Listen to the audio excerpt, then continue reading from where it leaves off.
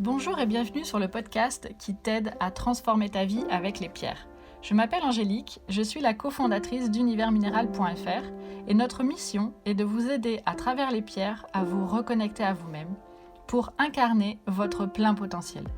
Nous allons vous guider dans l'expérience de la lithothérapie pour reprendre le plein pouvoir sur votre vie et vous libérer afin de vivre une vie en conscience et en bien-être. Si ce podcast vous plaît, n'hésitez pas à nous soutenir en nous notant 5 étoiles sur votre plateforme d'écoute ou simplement en ajoutant un commentaire bienveillant. On vous remercie, on vous embrasse et on vous souhaite une bonne écoute. Bonjour et bienvenue pour ce 3e podcast universminéral.fr. Je suis ravie de passer un peu de temps avec vous aujourd'hui et j'espère que vous vous portez bien et que vous prenez bien soin de vous. Alors la semaine dernière, on a parlé du chakra racine. Pour rappel, un chakra, c'est un centre énergétique qui va se trouver tout le long de la colonne vertébrale. Il en existe 7 principaux. Et la semaine dernière, on a parlé du premier chakra qui est le chakra racine. Cette semaine, on va parler du chakra sacré, autrement appelé Svadhisthana, qui va signifier notre chez-soi. Alors ce deuxième chakra, qui relie donc notre corps à l'énergie de notre mental et de notre esprit, se trouve dans le bas du ventre, sous le nombril. C'est lui qui va nous permettre de vivre nos émotions et de prendre du plaisir physique. Il va donc régir notre énergie sexuelle et notre créativité. Physiquement, il est associé à toute la zone pelvienne, au bas du dos, de la vessie et au rein. Alors, comme la semaine dernière, la question qu'on va se poser, c'est est-ce que ce chakra sacré est équilibré ?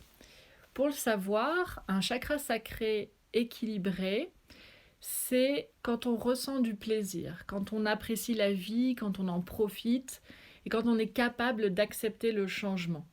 On a une énergie sexuelle qui est complètement assumée, qui est épanouie et on est porté par, on pourrait dire, le flot de la vie.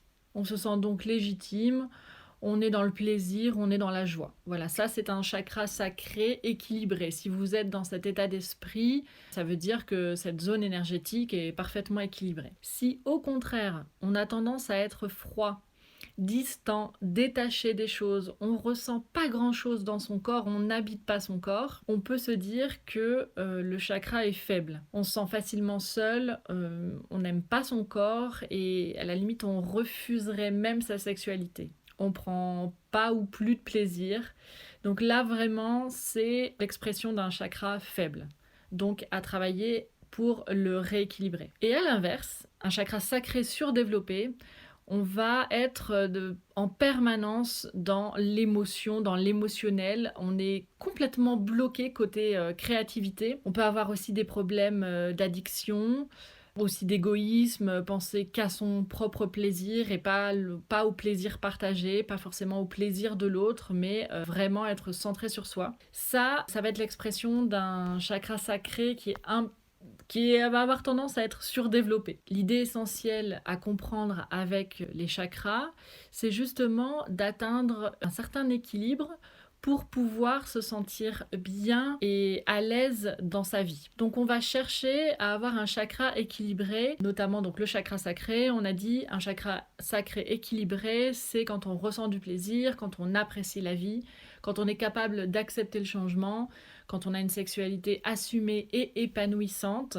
et qu'on se laisse porter par le flot des événements. Ça, c'est un chakra équilibré et c'est ce qu'on va chercher à obtenir avec des cristaux qui vont pouvoir nous aider. Ça va être essentiellement ceux qui sont de couleur orange. Donc, on va pouvoir travailler avec, par exemple, de la cornaline ou de la citrine.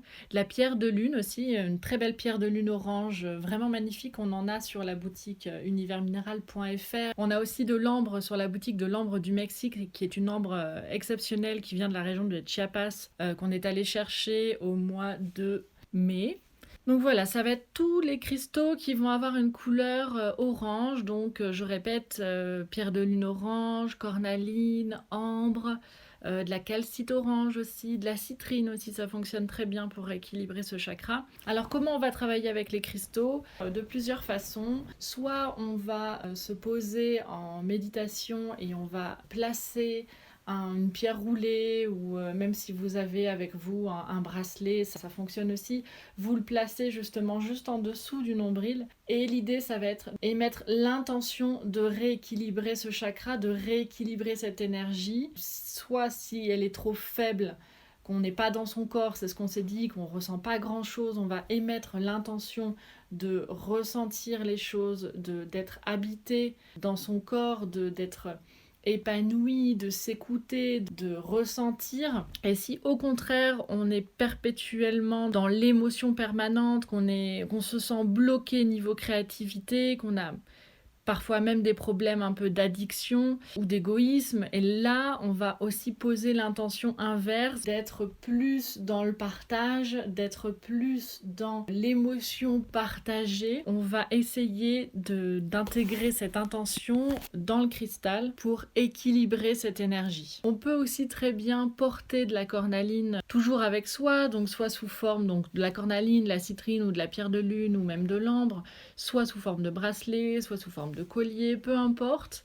L'idée ici, ça va être au quotidien de poser une intention avec la pierre. Donc de travailler avec la pierre, de travailler avec son énergie. Il faut savoir que ce chakra sacré, c'est votre source d'abondance, de prospérité personnelle et de créativité. Voilà, j'espère que vous en savez plus aujourd'hui sur le chakra sacré et comment avoir ce chakra équilibré. J'espère que ce nouveau podcast vous a plu. N'hésitez pas à nous noter 5 étoiles sur Apple Podcast ou sur votre plateforme d'écoute ou à nous laisser un petit commentaire, ça nous aide pour la portée du podcast. Voilà, je vous remercie énormément, je vous souhaite une très très bonne semaine et la semaine prochaine, on va parler donc du 3e chakra qui est le chakra du plexus solaire. Je vous souhaite une excellente semaine et je vous dis à bientôt.